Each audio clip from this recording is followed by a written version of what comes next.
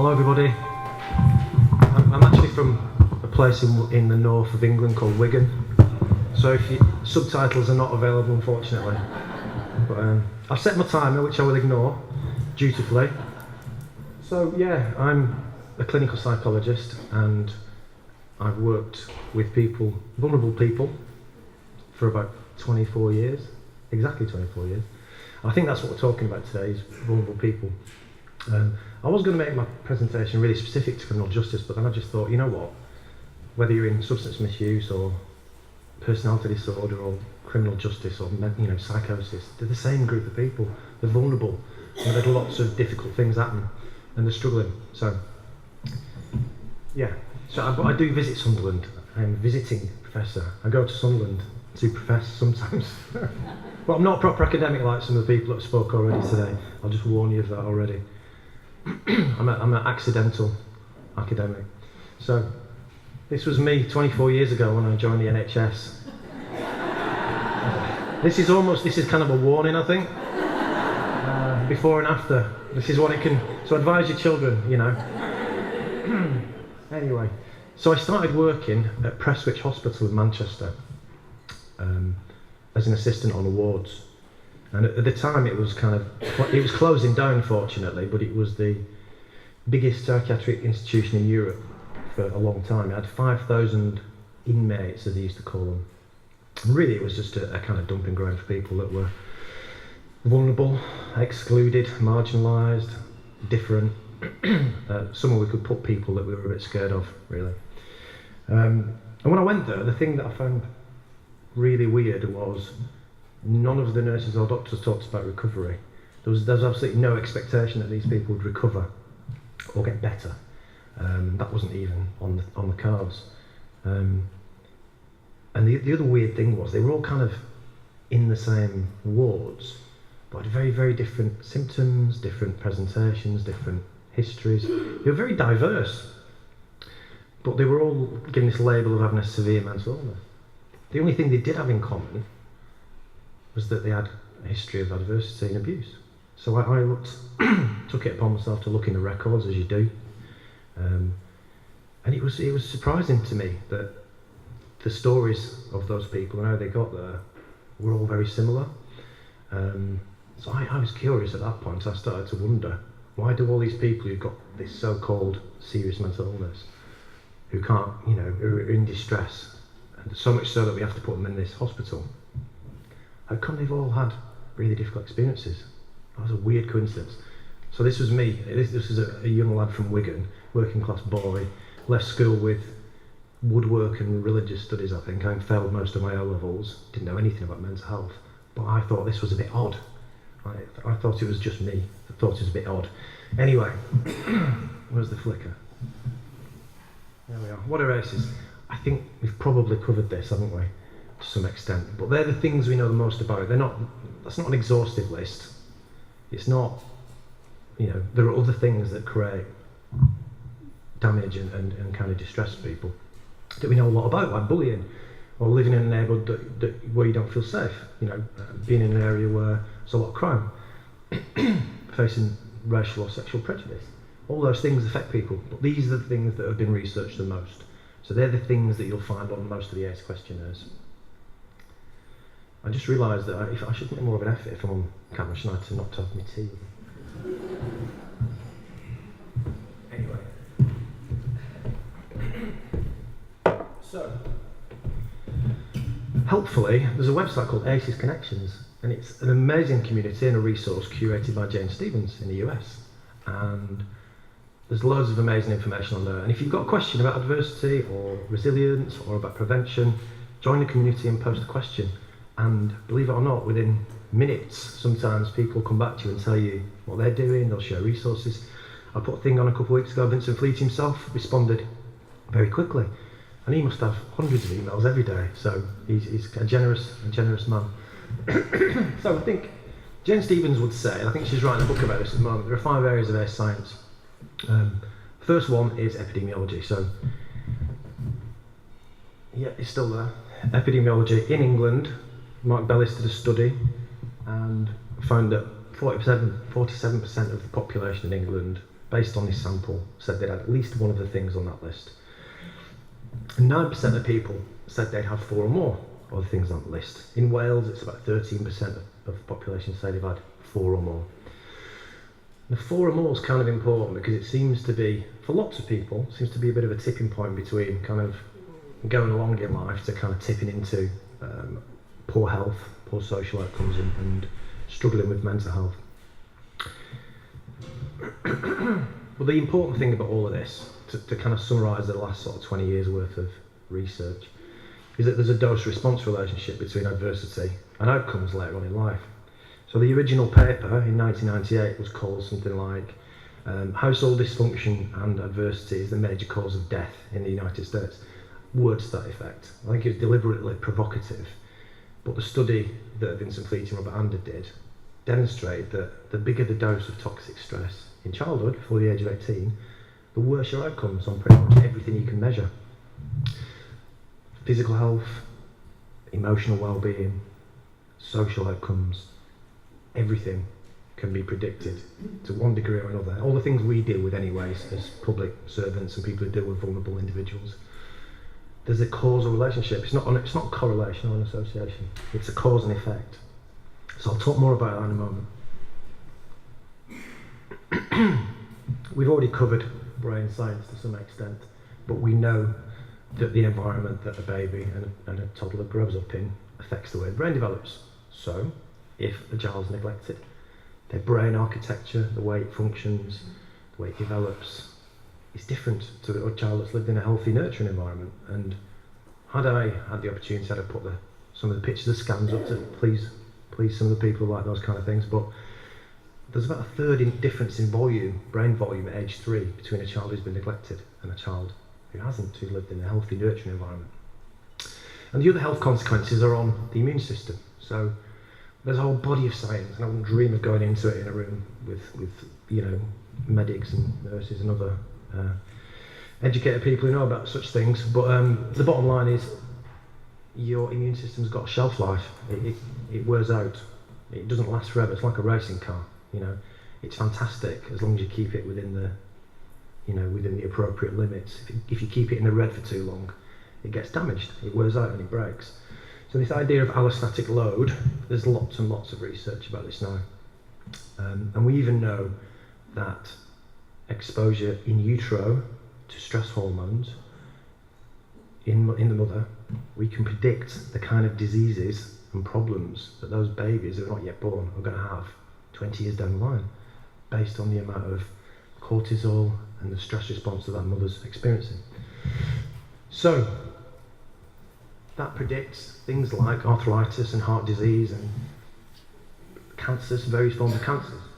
So the health consequences, we know this stuff now. We know it's a causal relationship. It's not a coincidence, and it's really important because the fact that it's so predictable means that it's also preventable, as we've heard earlier. Now this is mind-blowing, I think, for me anyway. So this idea that we ask people what happened to them, absolutely. This research this is just one study, but Rachel Yehuda did a study in Israel of Holocaust survivors.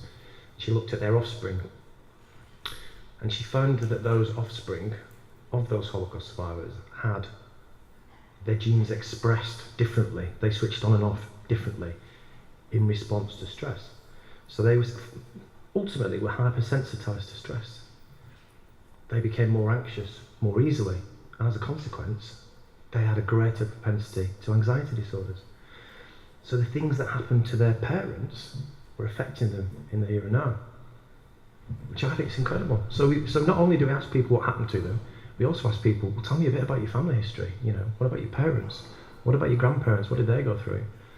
And on a personal level, I absolutely know and believe this to be the case, because when I was born, my mum went into hospital for a couple of weeks, and she basically had acute anxiety. I think she was exhausted and so anxious, hadn't slept for days, and went into hospital for 2 weeks, I think, at which point, as a newborn baby, I was then given to a relative. Kind of a crucial time, that whole attachment and bonding thing we hear about. And So not only was I exposed to loads of stress hormones before I was born, in utero, I was also then separated from my mum at an early age. And then later on, because I didn't sleep, apparently, this is a story she tells at every social gathering, you didn't sleep for 2 years, you nearly killed me. I'm like, thanks mum. I had to dip your dummy in whiskey and that helped you go to sleep. And I thought, oh my God, it explains so much. Oh dear God. But I do think, I'm a psychologist, I've done therapy and I've had therapy and I've theraped everything you can think of. But I sometimes have these weird anxiety responses, and it makes I know cognitively it doesn't make any sense, and I can do that bit. But emotionally, sometimes I just have these weird anxiety responses, and I think, for God's sake, it's my mum's fault. It's absolutely my mum's fault. I was exposed to too much bloody cortisol when I was in the womb. Anyway, I'll be reminded of that frequently. But Philip Larkin was right after all, about your parents. Resilience. So the good news is the human body, the brain, wants to retain a sense of balance, wants to achieve a sense of balance. It's the natural state. So actually the brain is quite plastic. We know that someone whose brain developed has been retarded or held back can flourish and can catch up in a nurturing and enriched environment. The beliefs that you develop, so if you live in a kind of traumatic and abusive environment and you develop beliefs about yourself like, I'm not good enough, the world's a dangerous place, you can't trust people, people will hurt you, you've got to hit someone first before they hit you, those kind of beliefs. If you've got those beliefs, you then develop strategies to cope with those kind of beliefs, which are things like, don't trust people, get one over on them before they get one over on you. If you show any signs of weakness, you were saying before, weren't you, that's a belief that some people grow up with. CBT is great because what it does, it says to somebody, look, you're still using those strategies that you developed as a child or a young person to cope. But they're not really working for you now. Well, you wouldn't say that, that's why I'm a rubbish cognitive therapist, you'd say, so do you think those strategies are working for you now? Socratic question is something that I leave to other people. I haven't got time, I'll just tell them the answer. But essentially I was working with a guy who we called Steve. He came to me described as a very scary man who was paranoid, violent, a criminal and a drug dealer. I thought, oh God, okay, thanks very much. This is the psychiatrist who didn't like me, going, all right, none of us can help this chap, you have a go, kind of thing, which was disturbing and worrying that he thought that way. But fortunately I got to know this chap, and this is why I'm here. This is why I think routine inquiry about adversity and asking people what happened in their life is important. So this guy had a pretty negative worldview. He got into a lot of fights. If anyone looked at him the wrong way, he'd hit him. Or actually, what he tended to do was grab them by the throat and scare the living daylights out of them. We had a conversation one day about why he thought that was a good strategy. And then he explained to me that in his childhood he was physically abused by his dad. He'd lie in bed at night being scared for his dad to come home from the pub because he knew he was going to get beaten up. He got bullied at school. One of the neighbours tried to groom him for sex when he was a kid, so tried to sexually abuse him. So he'd had a pretty traumatic life. So all of a sudden I could see something happening. He had a light bulb moment and he went, hold on a minute, this paranoia, you told me about the stress response, the traumatic stress response and the fight or flight thing, and I get it. So this paranoia, this vigilance to threat and danger that you told me about, paranoia, it all makes sense, doesn't it? I'm scared all the time. I feel scared all the time. And I learned when I was at school that if I started hitting people back, and when I got a bit bigger I started hitting my dad back and he left me alone, that was a great strategy. And you went, well, if I was scared all the time then I'm paranoid now. It makes perfect sense. I'm not mad. I'm like, no, I never said you were. Okay, can I stop taking those antipsychotic drugs? I was like, well, you talk to your psychiatrist, but they don't seem to be helping you much. So in that moment, he went from being this mad, dangerous person to being this survivor, this resilient person who just needed to update his coping strategies a bit.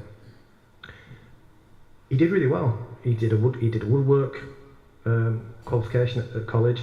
I had to go in a couple of times and bail him out because he did get into a couple of scrapes, but he learned to use assertiveness instead of violence as a way of coping. And guess what? He became less violent, and he started testing out things in reality rather than assuming that someone meant him harm and hitting them. Everything changed for him from that point. And it was all because he made a connection between his past and the way he coped with it and his current difficulties. And it was brilliant because in an instant he was cured of his psychosis. He wasn't mad anymore. He was just someone who was scared a lot. Very marvellous. Schools, trauma-sensitive schools. So I think, and I agree with what people have said already, fundamentally the educational system needs reform. We prioritise educational attainment and test results, and that is the worst predictor of adult life satisfaction and adult life success. My educational attainment was dreadful. No one expected me to go to university because I didn't pass my O-levels. But it didn't really predict much. It didn't tell much about me. What I found was when I got out of a school that was scary, where I just, essentially wanted to avoid getting beaten up, just survive the day, when I went to sixth form to resit Maths and English, I started to learn it. I thought, hold on a minute, this is weird. I'm actually quite good at this. What I realised was, when you're scared, you can't learn. If you're full of adrenaline and you're fearful, you can't learn.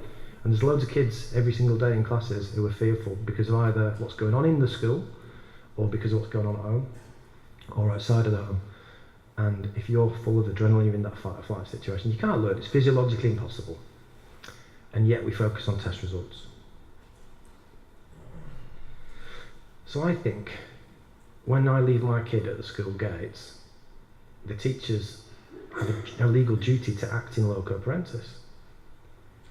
It's their job to parent my kids on my behalf when they're with them. And I would much rather they did that by focusing on emotional well-being and self-regulation and reciprocation, boundaries, respect, learning about what relationships are okay and what are not, what are abusive and coercive, learning about how to stay safe on the internet, all those things.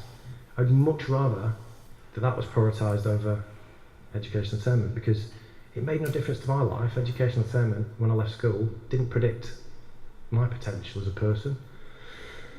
So I think, ultimately, trauma-sensitive schools, what we found in the US is where you prioritise emotional well-being and safe, stable relationships with teachers,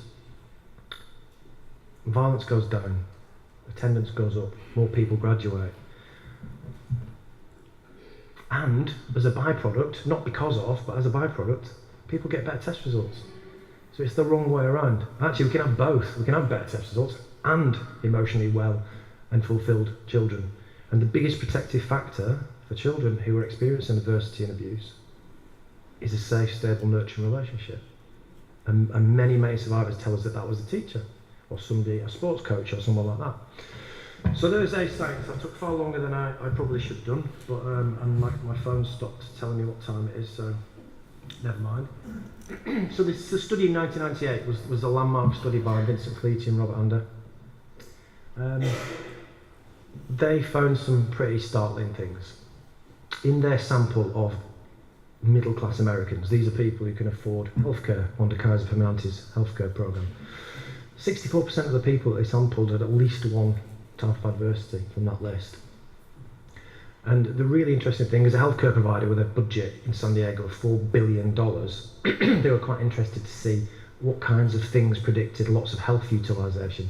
People who use loads of services and cost them money. So they were quite interested to see that higher doses of ACEs led to more cancer, more heart disease, more diabetes, obesity. In fact, the discovery that ACEs led to poor outcomes was in an obesity clinic. Vincent Fleety was working in obesity and he developed a treatment for obesity. And he thought it was like going to get him the Nobel Prize, this discovery. It was called absolute supplemented fasting, which basically meant stop people eating anything but just give them these like milkshakes to stop them dying, to prevent them from getting rickets or scabies or whatever. Not that one, the other one. What's the other one you get if you don't get nutrients? Is there a doctor in the house? A proper doctor, I mean. Anyway, if you don't get vitamins and stuff, you get sick, don't you? Scurvy, that's the one. Not scabies, that's very different. Scurvy, yeah. So he given these things, and he was seeing people kind of lose 300 pounds over the course of 6 months. And he was saying it's safe, no one's died, people are achieving this huge weight loss, it's improving their kind of, glucose profile, it's improving their kind of cholesterol, they're more active, they're more able to be, have meaningful activity in their lives. He thought it was revolutionary. But then they observed people over the next couple of months and they all put the weight on quicker than they lost it. It was like, this doesn't make any sense. We still give them the same advice, they still have the same protocols and the same, education. What's happened? Well, people weren't using, it wasn't about bad eating habits and about lack of exercise. People were using food as a psychoactive substance. People were using food as a ritualized comfort-seeking behavior, as a way of self-regulating. And if you haven't learned to do that in childhood and you're full of anxiety, you've got to find other ways. Lots of people use food. The other function, the other psychological function that obesity held for some of those people was, for some of the women, well, the vast majority of women in his clinic turned out to have been sexually abused. They described being, enormously overweight as protective. And one of his patients said, if I'm overweight, I'm overlooked. I'm less likely to be assaulted. And some of the men said that they felt less vulnerable when they were big, formidable in size, because they said that I can throw my weight around, no one's going to bully me. So it wasn't about eating habits and exercise. It was about the function of food as a soothing mechanism, but also as a kind of protective, size being a protective issue for some people. So that shifted everything for him. And he decided then he would give out this ACES questionnaire to all the new patients who signed up for the health plan at Kaiser. And they sent them out in the post. People would fill them in as part of the whole health history, and they would come into the office and he would discuss their ACES history in the context of their life experience. And he found some really fascinating findings, which I'll tell you about in a second. What I think was really interesting from a kind of policy perspective, and in the US they're starting to make some legislation, but it's very disparate, it's not very coordinated. With a budget of $4 billion in Kaiser, they started to realise that this was absolutely the way forward, because if they could somehow mitigate the impact of these adversities, then they were able to prevent some of these negative outcomes, and the fact that if you've got 6 ACEs you're likely to die 20 years sooner. But in that process you're going to use huge amounts of healthcare resource. He also saw that a lot of the absenteeism from work, utilisation of emergency services, criminal justice involvement, all predicted by the amount of ACEs in that population. So it was mind-blowing on so many levels, this study. These are just some of the headlines.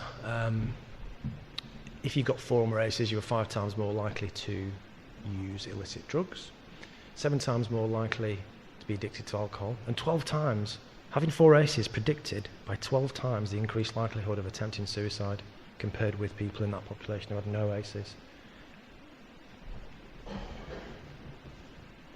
And this is even more recent data. I don't think this has been published yet, but as I said, Vincent Leach is a very generous man, and he's shared this data. So they got a data mining company from Silicon Valley to do a freebie for them as a view to selling them a service later on.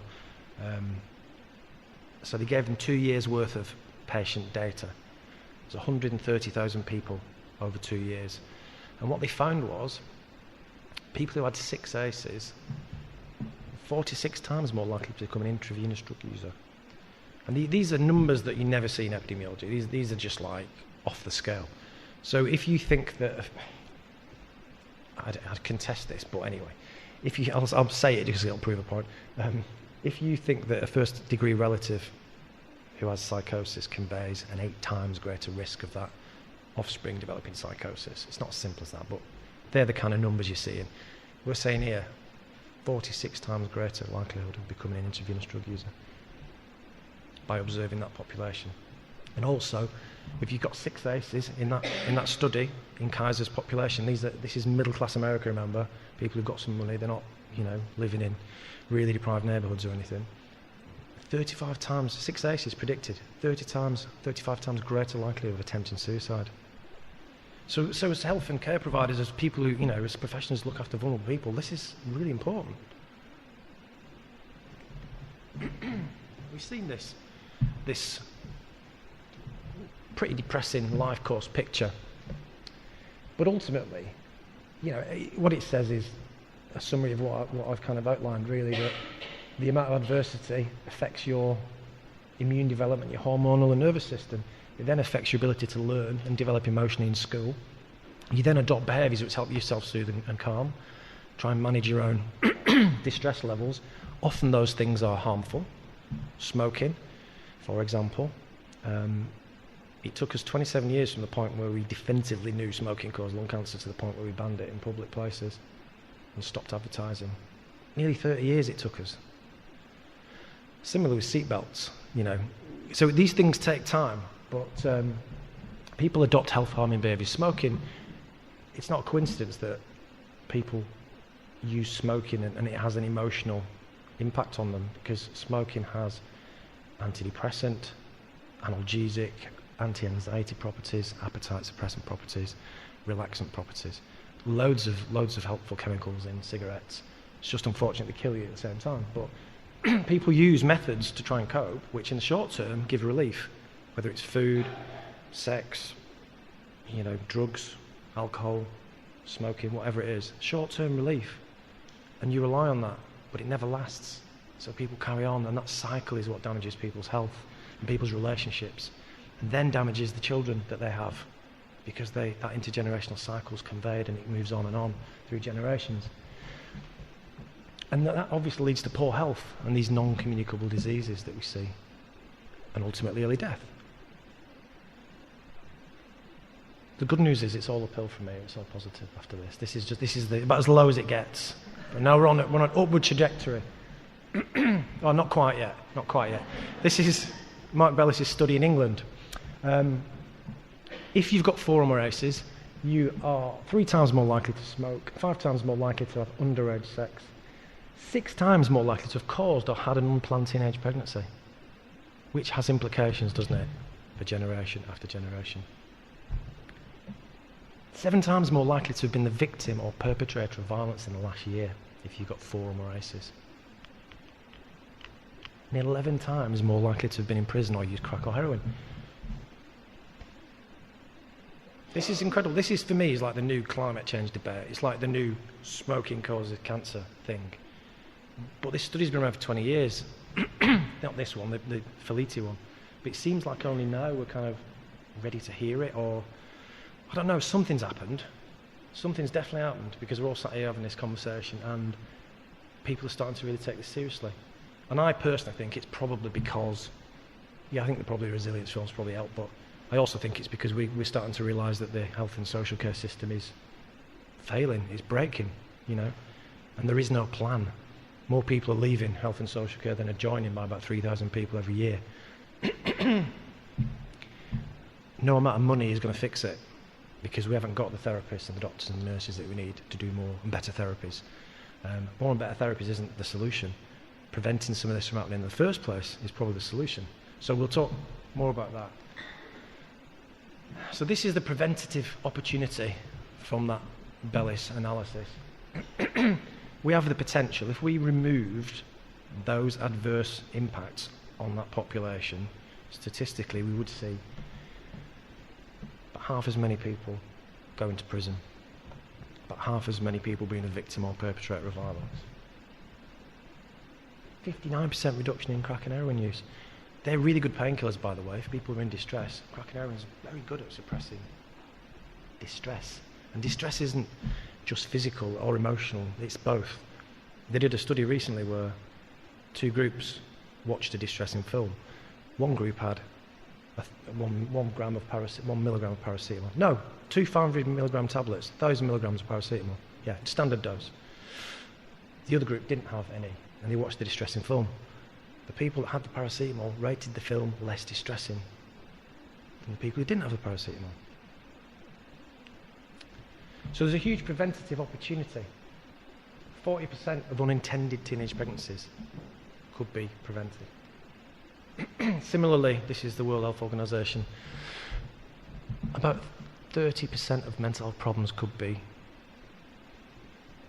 eradicated, wouldn't happen, basically. And similarly with psychosis, about a third of cases of psychosis are directly attributable to childhood trauma. So I knew I would get to criminal justice eventually. I just thought this was an interesting study. I think it sums up a lot, really. In the US, this study looked at women prisoners and found that 43% of those prisoners in that sample of almost 500 women had a history of serious mental illness. And 82% were diagnosed with a substance misuse addiction or alcohol addiction. 53% of them met criteria for PTSD. And up to 45% of them reported that they felt severely impaired in functioning in the last year, which probably didn't help them make great decisions.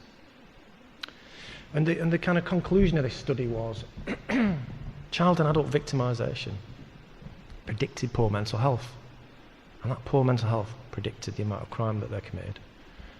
So the recipe, this study particularly looked at adversity, which is why I picked it. Poor mental health caused by adversity and adult trauma, childhood adversity and adult trauma, equaled more crime. That's what they saw. And there are a number of studies that show that relationship. So, to my mind, as someone who, I've worked with lots of people who've been involved in the criminal justice system, but I'm not in that world, I'm a clinical psychologist. It occurs to me that the purpose of the criminal justice system isn't the sensitive and nurturing provision of therapeutic input for really vulnerable people. That isn't what it is at the moment, but that probably is what it should be. And I'm not for a minute saying that we shouldn't hold people to account. I think we do have to hold people to account, but I think we can do that compassionately and see the bigger picture at the same time. Just locking people up and then turfing them out again is not really going to solve the problem that we've got, because we see people commit those offences and repeat that pattern time after time. And also, when people go into prison, we know that very often they come out more traumatised than when they went in. And that doesn't help when it comes to rehabilitation. Their beliefs about being able to trust people, those negative worldviews we talked about earlier, low self-esteem, anger, learning counterproductive coping strategies, all those things make it harder for everybody when they come out of prison. It makes it harder for the probation workers. So if you've been traumatised in prison, those probation people have got such a difficult job to try and engage in the first place with those people. And it struck me what you were saying earlier about, you work with prisoners and saying, when you said it's okay to say I love you, I'll be here for you. That's it. That sums it up. It's about someone standing in your corner and saying, I'm with you. I'll be with you on this. It's all about that relationship and that trust and that safe, stable person in the life. Someone saying, I believe in you.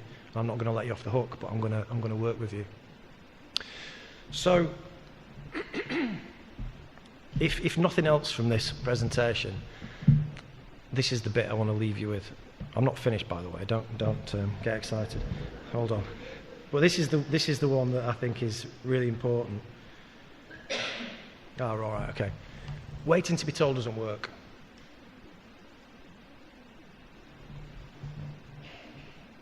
Most people never disclose abuse or things or bad things that happen to them in their early life. Most people never talk to anybody about it. Even in services, when people have disclosed, the studies that have looked at it have said it's took between 9 and 16 years for someone in mental health services, for example, to tell a professional. And by the way, in 20 years, 16 years, whatever, you get assessed a lot of times. A lot of people ask you a lot of questions. But it took that long. And they're the ones that have told us they disclose. We know most people never do. So people don't volunteer this for a whole range of reasons. Shame, humiliation, fear. Things that the abuser said. Not wanting to have an effect on the family. There are loads of reasons, but people don't volunteer this stuff. But they do expect to be asked. John Reed and Alan Fraser did a study in 1982, which I think is fantastic. And they tried changing the policy in their hospital where they'd include an ACES questionnaire as part of the admission. Well, actually, it was a questionnaire asking about physical and sexual abuse, because it's very high. People with psychosis and bipolar tend to report higher rates. So they changed the policy in the hospital. But most people just skipped that section because they didn't think it was relevant to them. So they realised that policy change isn't that easy. So they wanted to demonstrate there was some benefit in this approach. So they observed the next 100 admissions, and of those 100 admissions, 80% of people disclosed that voluntarily that they'd been physically or sexually abused as part of the assessment.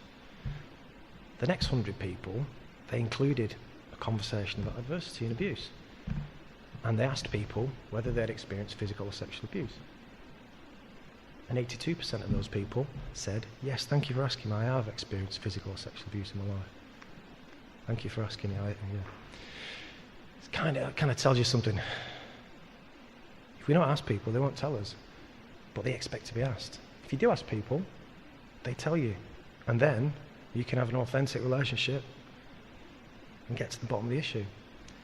Treating the symptoms or the behaviours or the person's way of coping is not working for us, really. You've got to understand what's driving the distress. It's kind of, you wouldn't dish out drugs without a proper diagnosis, would you? Without a proper understanding of what was causing the problem.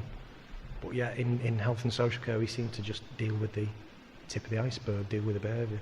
And what's worse, actually, we try and get people whose only coping strategy is to drink or to use drugs, we try and get them to give it up.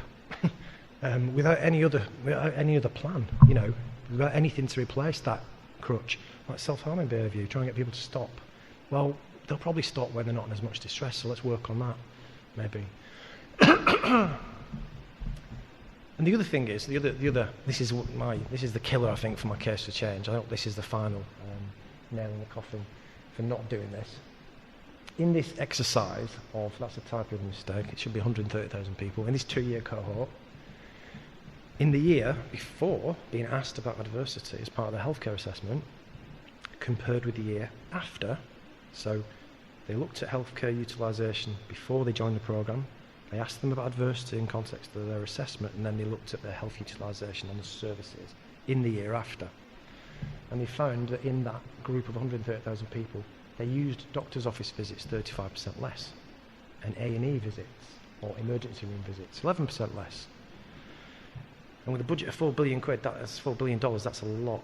It's a lot of saving to the system. But you then also got to ask yourself, why? Why did those people present less to services? I know that a lot of people who turn up to the GP 20 times a month are seeking care. They're seeking a caring response. Then you never get to the bottom of the problems. It's a care-seeking response. Same in A&E. You get people who turn up time after time. They don't know what else to do. They just want someone to help them, but they don't know what it is. I think by having those conversations, people got to the bottom of what it was that was causing them distress. And I think that gave them some choices about how to deal with it. And for most people, they don't necessarily need or want 16 sessions of CBT or 12 sessions of EMDR. Some people do, of course. But not everybody. A lot of people actually just want to be listened to be told it's not your fault, to be heard and validated, for someone to believe in them. That's it. I was speaking to a group of GPs last week and they're going, and what's the treatment? Well, it's your connection with that person, that they can rely on you and that you believe them and that they can trust you. And it'll change everything. What, so I don't actually have to do it? Well, no, you do. You have to do a lot. You have to work with your relationship. But most of this is about helping that person make sense of things. Like the guy I mentioned earlier, in an instant went from being this criminal, paranoid, psychotic man that everyone's scared of to being a survivor. That changed everything. I'll just check how long I've got. Right, I've got about what? 7 minutes? 7 minutes. Begrudging nod, yeah, 7 minutes. So just to prove I'm not making all this stuff up. In England, about 10 years ago, the Department of Health said, as part of the care programme approach, the mental health structure to kind of make sure everybody gets the right care, you must ask everybody who comes into secondary healthcare service, mental health services, about abuse and adversity. You must ask that everybody, at least have they experienced physical or sexual abuse. Policy, still is Department of Health policy. I did a Freedom of Information request study a little while ago. Guess how many? What's the percentage of trusts, mental health trusts, that return data on those questions, which are policy, mandated by the Department of Health? Any guesses? This is the interactive bit, by the way. How many? 10. That's pretty good. 12%. Guess how many trusts said they would send us an audit that proved they'd looked at this practice? How many? It sounds like a Donald Trump quote, that, doesn't it? Yeah. We're going to give it 112%. 5 out of 56 trusts said they'd done an audit. We asked them to send them to us. Only one of them said they could find it. And guess how many we got? None. So really, this changing policy is not enough. What didn't happen 10 years ago was that the whole NHS staff got training and support and supervision to do this properly. Most staff don't want to do this because they're worried about opening a can of worms or making things worse or not being able to cope with it, or maybe I'm not equipped to deal with the safeguarding issues or whatever. Professionals have lots of reasons for not wanting to go here, and a lot of them are very good reasons, but mostly they're unfounded. And this study, which went back 10 years later after this group of trusts were asked to pilot this inquiry about abuse, and found the following things. They interviewed everyone from chief execs all the way through to frontline workers. 2 key findings, and I will skip the detail, but there are 2 key findings. Routine inquiry is acceptable and considered desirable by survivors. And this is in a small group of trusts that have been doing this for 10 years. And routine inquiry can be effectively embedded in everyday practice, as long as there's effective strategic leadership and buy-in from the organisation. Someone's responsible for it. Clearly, in that Freedom of Information request, that demonstrated that no one was responsible for it. That it's seen as a part of safeguarding. I see this as part of my duty, my duty of care to people. And same with teachers. I just think we wait until kids are older and sick and ill and in distress before we try and help them by doing more and better therapies, when we know in every single class there are a handful of kids who are currently experiencing abuse, neglect, domestic violence. But teachers don't feel confident asking questions, asking kids what's going on for them. A lot of the time, that's not a criticism. It's just that's the situation we find ourselves in, and we've got to find a way of changing it. And these are the things that help. Permission from the organisation, someone driving it, seeing it as a part of your safeguarding responsibility, making sure the systems and processes support that practice, making sure staff have some training, because if you give staff some training, they get over their anxieties and they see it as really important and they go ahead and do it. And access to supervision is fundamentally important. So we talked earlier on about vicarious trauma and looking after ourselves. You have a shelf life as a therapist or a professional hearing difficult stuff all the time. So I think, you need supervision, you need restorative opportunities as a professional to look after yourself. So they're the things that predict success. All of that is reflected in implementation science, you'll be pleased to know. So it's not just random. It's all very, very much predictive in terms of implementation, science and change. And you might ask yourself, well, of course, so what's been done about it if that's the evidence? Well, we're still not asking routinely about ACEs, despite us trying to do this for like the last 10 years. Treating the symptoms and behaviours isn't working, and diagnosing and labelling people isn't working either. It's not helping, because as soon as we get a diagnosis, we go, we know what's wrong with them, and the system responds to that diagnosis or label. We stop asking questions at that point because we think we know what's wrong with somebody. And if you get a label of psychosis or schizophrenia, I can't keep wandering about. No one ever rings you up to say, oh, by the way, you haven't got it anymore. That thing you had once, you haven't got it anymore. No one rang this guy up that I was talking to and said, oh yeah, I've heard you've not got psychosis anymore. We'll take it off your record. That's not going anywhere. That label's not going anywhere.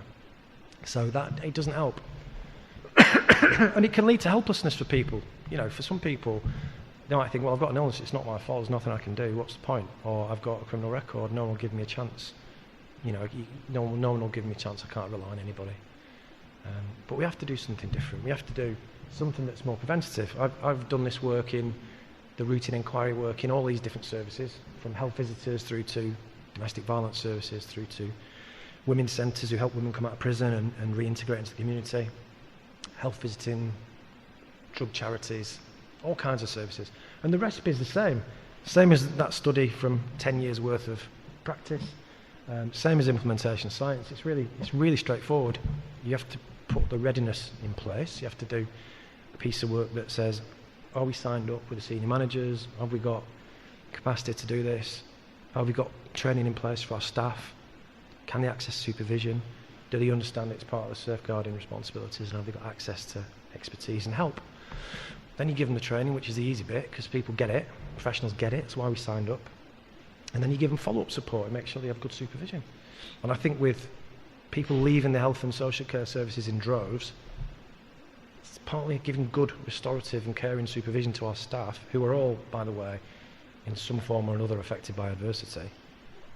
That's a no-brainer for me. Why are we not focusing on supervision, good quality supervision, across professionals, across caring professionals? And I'd include the emergency services as well, because I know there are very high rates of post-traumatic stress disorder, burnout, stress, and not always do those cultures necessarily support talking about feelings and emotions and vulnerability. So I think the recipe is really straightforward, and then you evaluate it, and very often the evaluations say things like this. So this is Zoe, who was the manager of a young person's drug and alcohol service. One of the first teams I worked with 5 years ago. I'll let you read what she said.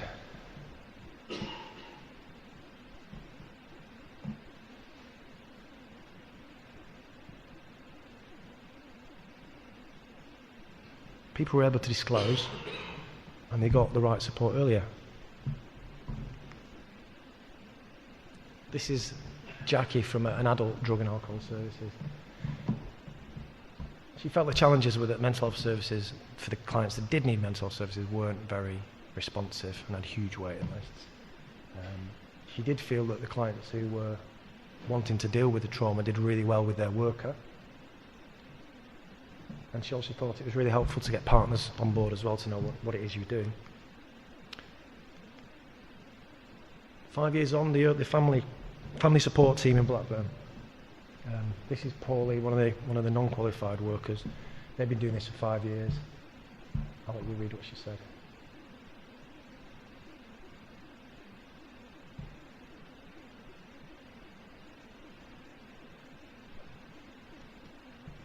So the findings, 5 years worth of learning from doing routine inquiry in a whole range of different services. We know what the recipe is, it's really reliable. Most professionals didn't know about the impact of adversity when we started the training. That's doctors, nurses, social workers, didn't know about it. Training gives people confidence, skills, and more importantly, willingness to go and have a go afterwards. It was acceptable to staff and service users across those 4 different academic studies over 5 years. And there was no massive increase, no significant increase in service needs, so we didn't see a big tidal wave of people needing CBT. Really importantly, and kind of on the theme that we talked about already today, is this therapeutic relationship. Therapeutic alliance is the strongest predictor of change across all different modes of therapy or any kind of therapeutic work. And that therapeutic alliance, that authentic connection, being on the same page, was enhanced by having that conversation. People sometimes worry that it might affect rapport having that conversation with somebody. Actually, it's the opposite. People feel that they build a relationship and build rapport, that someone actually is interested and cares about what's happened to them in their life, and that they're believed. So it's a relationship strengthening exercise, and it improves therapeutic alliance. And also allows better targeted help. Clearly it leads to more disclosures as well, of course. But the other thing I think is really, really crucial is when the family support team talk to parents about their own experience of adversity, what happens next is really predictable. They reflect on their own experience of being parented, and then they look at their kids and go, oh, my kid's already got 3 ACEs, and I don't know how to do it different. Most families who neglect children don't know that they're neglecting the children. They just don't know what good looks like. So this reflection on your own children, whoever we're working with, if they're parents, we've got an opportunity for prevention. We might think they've already been harmed. We can help them, but we can also make sure that we can prevent this happening for their kids. So all those people who had kids that team were working with, reflected on their kids and said, look, I don't know what I can do different, but I want some help. And there was a window of about 6 to 8 weeks where those families said, and these families who never wanted to accept help for parenting or anything, said, all right, sign me up. Let me have a parenting course. I need some help. I don't want this for my kids. So there's a huge opportunity to help the next generation. And I think, for finishing off, last 2 slides, honestly, anxious looking Alice there, anxious. Sorry, Alice. People cope and recover in the context of communities, don't they? Being excluded and marginalised is what groups of mammals do to other mammals that are kind of out of favour. They put them to periphery because they're more vulnerable to attack, aren't they, on the periphery? We do that. We push people out to the margins of society. And if you're not connected, if you don't feel a part of something, you're more vulnerable. Conversely, if you are connected and you do feel part of something, you are more resilient. And the study from Public Health Wales just recently, Mark Bellis published, community connectedness is one of the biggest resilience factors alongside having a safe, stable, nurturing relationship. So I think we've got to tackle some of these prejudices and attitudes about people who have been involved in the criminal justice system. You know, facing prejudice and discrimination and stigma in communities, not helping them change their lives. Feeling connected and having family connections does. In some prisons they insist that inmates have family visits and they don't sanction them for their behaviour. They still insist that those family visits happen.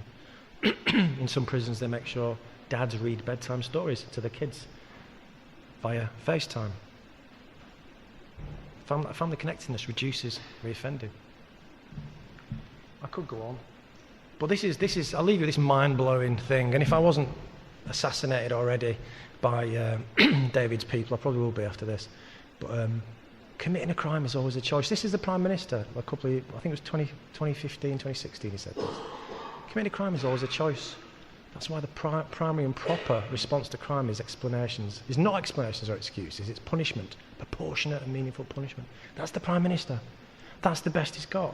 Do you really think he believes that, or do you think he's just saying that because he thinks it's the right thing to say? Do you really think that he's so one-dimensional to actually believe that that's the case? But that's part of the problem, because people look at that and go, yeah, I agree, yeah, absolutely. Well, the Framework Institute did some work on attitudes on criminal justice. And their conclusion from that paper in 2014, Reframing Criminal Justice in England and Wales, sorry, I could have picked one that said Scotland in it as well, but anyway, I still think that the sentiment's right. To be successful communicators will have to employ strategies that push those unproductive models to the background of people's thinking and activate and pull more productive perspectives to the front of people's minds. This, in essence, is the strategy of reframing criminal justice issues in England and Wales. People recovering communities, we need to help people see those people we're working with, not as criminals or addicts or whatever, as people who are trying to change, who are trying to recover, who have been hurt, who want kids that were damaged. So I think that's part of the problem. At a societal level, that's a challenge that we've got to work on. And we sometimes think that it's too big, it's too complicated, prevention's too difficult, we've missed the opportunity. It doesn't matter. We can only do what we can and start where we are. Thank you.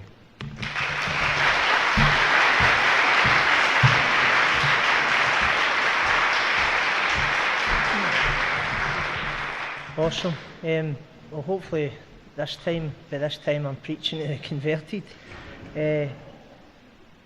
On the last quote about David Cameron, it got me thinking that when you talk about the overcompensations when you're full of fear, when I was young, I was a wee guy that was at the front of the gang throwing bricks, and when I turned my life around and got away from the chaos, I met a boy I used to run about with who said to me, see, when you were wee, you were the most game, it was all.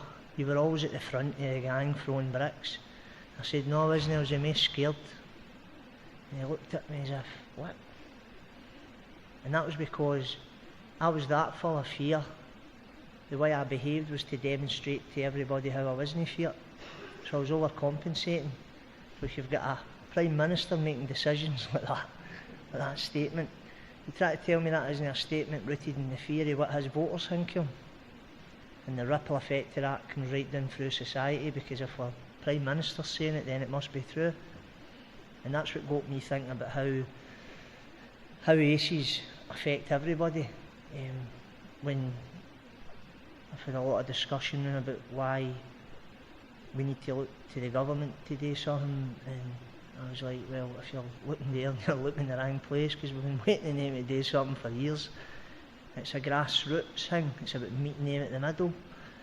And when he was talking about attainment, I speak about this all the time, about how, see when I got better, my ability to take on learning get better. Whereas I'm in a treatment centre that treats trauma, and they had family therapy, and my man never came, and I was devastated, but my dad came, and I was able to have some hard conversations with him. And the therapist said to him, do you realise how intelligent your boy is? He's highly intelligent. And it was the first time ever he told me in my life that I was clever. And my dad says, I've always knew he was clever, he just channeled it on the wrong direction.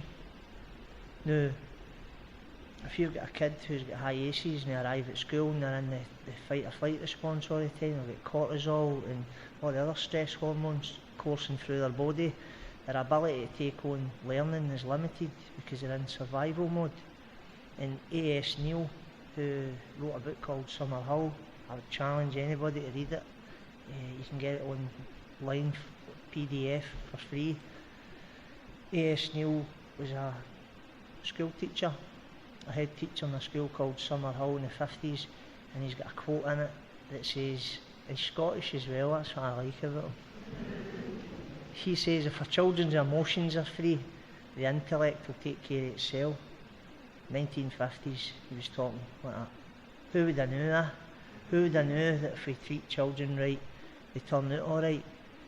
And that's why the ACES stuff, I feel, leaves us with a blinding obligation that we must do things different to take care of our veins, because the ripple effect of not doing something is going to be greater than ignoring it, because it comes back to haunt us. And the research is glaring.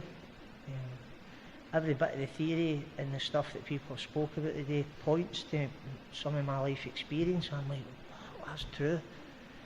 And another book that I would suggest people read is Man's Search for Meaning by Viktor Frankl. That's what I do, I read books that light me up. And Viktor Frankl's a Holocaust survivor who said that if man has meaning in his life, he'll endure any suffering. Which led me to get to a place where I was like, well, what's the meaning of your suffering, James? Because my bosses used to worry about me telling the story and visiting my trauma. And there's a difference between visiting your trauma and living in it. My past is a place I visit to help other people. That's what I found the meaning of it is. Because I think it can be, no, I don't think, I know that it can be prevented. And the reason I do it is because I've witnessed best pals I grew up with die in front of me. Watched a boy die 5 feet from me, which left me with PTSD as well. It was just another add-on to the trauma, and a deep sense of guilt and shame because I couldn't stop it. And also, my two best pals I grew up with died face down in their man's living room with drug addiction. And the thing we all had in common, every single one of us, was ACES. So if we can get that bit right, then we can prevent that stuff and stop the ripple effect playing out in our society. So I thank you for coming here today, because you're here because you care. That's the bottom line, and that's the only thing that I've noticed people with. It's like, if you've seen the film, the programme, remember the programme, Night Rider, and the radar used to do this. Well, see kids that have got ACES have got this radar, it's just checking for who cares all the time, right? It goes woo, and they're hyper attuned to subtle differences in your body language. That's why I always talk about the greatest thing they'll bring to your roles, your way of being, so you're getting your own self-care right, because they'll pick up on the energies you're transmitting. So if you've like, if, for example, when a baby's born, who's about determines its development, so we know that. So if you've got a highly stressed parent, a 2-year-old can't turn round to the mum and dad and say, you two are stressed out your box, and I've not been able to do feelings for the last 2 years because I'm scared to risk the relationship, because my worst fear is abandonment, so I'm only going to add to your stress, so I've just been shoving all this stuff down and I'm not doing it anymore. I'm not living into 3-year-old with this stuff. I'm moving next door. Waynes can't do that, so they've got to overcompensate to deal with that. And even if you look at depression, well, we've got a massive rise in depression amongst young people. Who thinks it's linked to ACES? If the Latin meaning of depression means to press down, what is it you're pressing down, and why are you pressing it down? I mean, you only need to look at your own childhood, and there'll be people in here that's got ACES, is who was emotionally available to you in your childhood? Who did you go to when you had insecurity or fear or a breakdown in a relationship? Who was your go-to person? And you'll discover if you had emotional availability. It's no easy to discover, but parents never done it for a place of wickedness. Well, they never done it. They never meant to do that to you. That's why it's never about blame. That's why I'd never stand in judgment or criticism or shame, because where does it end? Do my parents blame their parents, and then their parents blame their parents? It's getting to a place where we realise that there's not a single person in the room who can't make a contribution. So each single person in the room can make a contribution to alleviating adverse childhood experiences, whether that's in your own house, because I believe it's a fireside out solution. I met a guy who's a mentor type figure 12 years ago, and he said, and he's wrote a book. This old guy, I'll not tell you it because you've got enough books today. But he was like 30 years sober for alcohol, and he said, see, when I stopped drinking, my Wayne's schooling got better, and he stopped peeing in bed. It wasn't my Wayne's that needed to change, it was me. And I was like, wow. But he doesn't know anything about ACES. He doesn't know anything about ACE theory. He just knows that his way of being was inadvertently impacting on the Wayne, but the whole school had a focus on the Wayne's behaviour and not recognising that he had to appropriate his change.